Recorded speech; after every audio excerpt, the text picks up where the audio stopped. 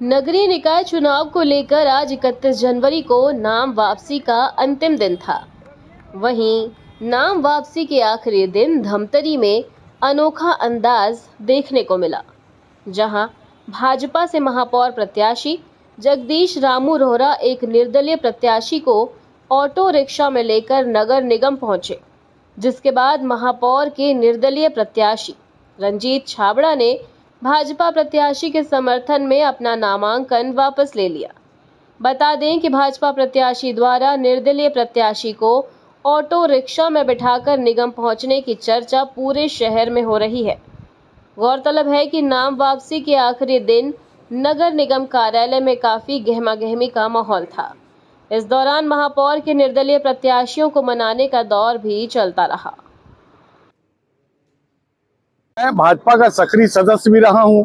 पत्रकारिता माने के बाद जाहिर है कि आदमी को निष्पक्ष रहना पड़ता है, लेकिन मुझे कोई शर्म महसूस नहीं है।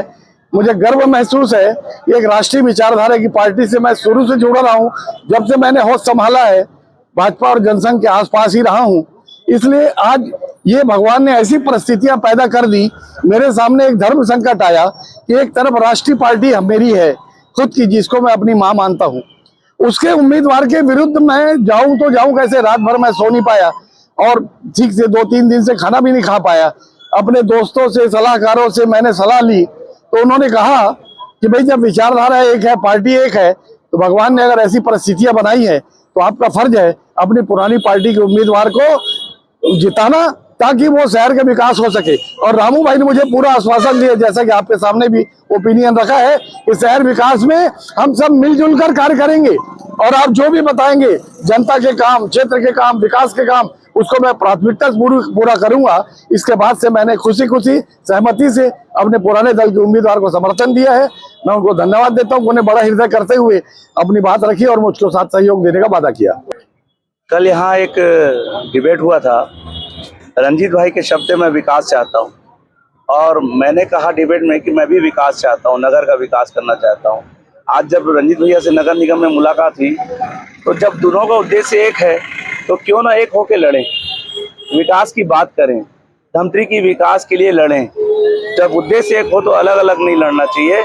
रंजीत भैया ने कहा मेरा भी उद्देश्य एक ही है, आपका भी उद्देश्य एक ही है।